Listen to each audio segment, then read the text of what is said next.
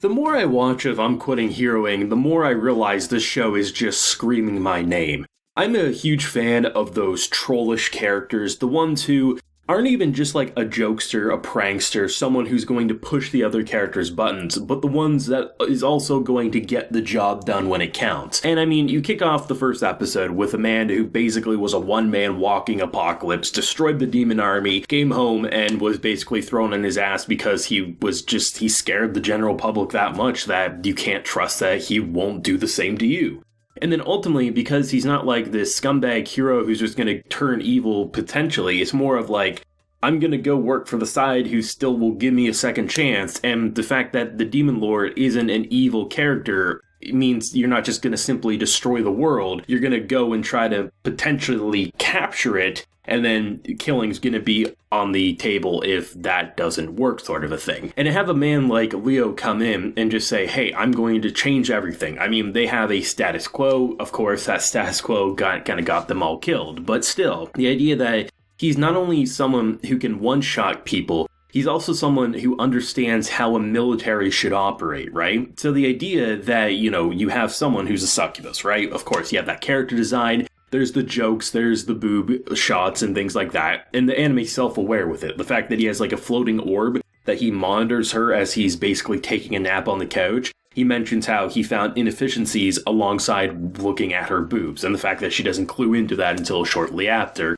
is hilarious. But I love the fact that, for someone who is probably one of the only people in the military, in their kind of demon lord government here, is able to do the job, is honestly something that's gonna basically destroy her brain. If she was to drop dead tomorrow, the entire place would fall apart. They basically have a child planning some of the most important things, and her idea of her planning strategy is that everyone will have fun. It is not an easy thing to be basically the mother in that situation, and I love the fact that Leo, he's a troll, right? He's someone he's a guy, he understands she's hot, so he's gonna be like, hey, you know what, in 2.5 hours time, you're gonna say how much you love me, and you're gonna plant a kiss right on my cheek, or on my lips, I'll leave it up to you. And the fact that he comes back after 30 minutes, after she says it takes her like an hour to do the job, he first says it's gonna take him 2.5 hours, we know damn well, he's more powerful than her. He literally can one-shot most of them. And the fact that he just comes back and is like, hey, I got the job done. I'm going to recharge my mana now. And then just the idea that I had no idea where he was going, because they did subtle foreshadowing. There was a character who was basically mopping the floors outside their door, and then she ran away, sort of a thing. But I didn't clue into the fact that he was going to take basically a half hour to go basically make an amulet that would match her own waves, because that's how he was going to do it, right?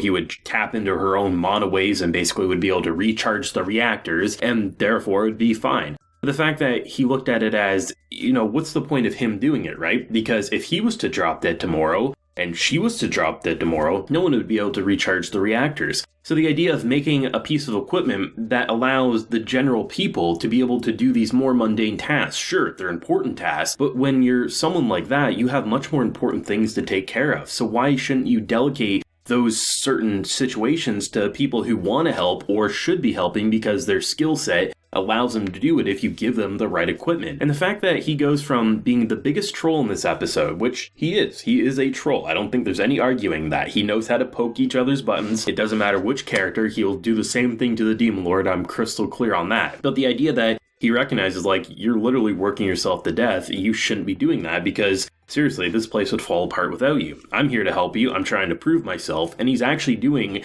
an efficient job. He's actually proving himself, despite still getting himself blasted out a window because he's basically saying, hey, I'm waiting for my reward, you promised, basically. It's just great to see a character like that because, even look at the beginning of the episode. He kicks it off by, just seeing her, it's night and day. Her relaxing and actually getting a good night's sleep, no glasses, hair down, sort of a thing. It's a completely different personality. Changes his voice to match the Demon Lord to get all this information, and then has to defend himself from an icicle barrage. And I absolutely adore that. What I like about shows like these is that sometimes the people who should be the most human appear to be the most demonic, and the most demonic appear to be the most human. You look at what we saw in the first episode, the humans seem more demonic and ogreish and orcish than what we have currently seen from the Demon Army. Sure, the Demon Army, we've only seen the kind of what happened to their soldiers. They're bandaged up, they're bruised, they're broken. We haven't really talked to them so far. But the characters we have heard from, they seem a lot more like you would appear on the heroic isekai fantasy story where that would be the main party you were dealing with. And I love that about this show, is that there's ways to be incredibly serious. I mean, there's going to be murder. Eventually, whenever they get into the human versus kind of demon army conflict,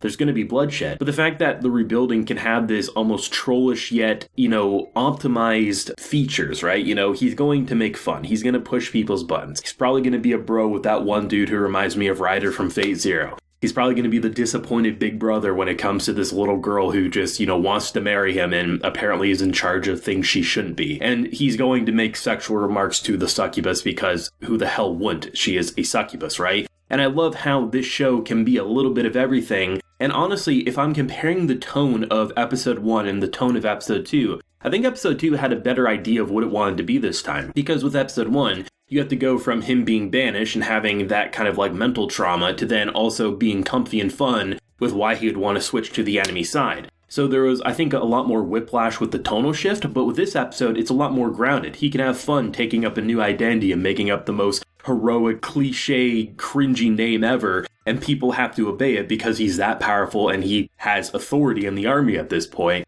And that's fantastic. I just think it's such a charming show. I love the color palette. It's very bright and poppy. And I think it has heart where it needs to. I think especially with the moments prior to him saying, "I want my kiss," you saw the genuine thanks in someone who's been working herself to the bone, might not have made it to next month, now actually could let out a sigh of relief and probably go to bed, understanding that maybe she's not going to be worked to death tomorrow. I mean, I knew I was going to like this show after watching the first episode. I just wasn't expecting to maybe appreciate it as much as I currently am by episode 2. Stuff like this it doesn't come around quite as often as maybe I'd like. I mentioned, I think, in my first impressions, how I'm hoping that maybe in the next few years, the idea of maybe stories kicking off at the start of where most stories would end, the idea of a hero beating a demon lord or, the villains defeating the heroes. I think the idea, there's so much more untapped potential in stories starting at the end of where most stories want to end up, and then in return, making a story that actually feels a lot different. Seeing a demon army having to rebuild after getting their asses handed to them is a much more interesting concept than maybe the hero quitting before he completely obliterated them and then they could just,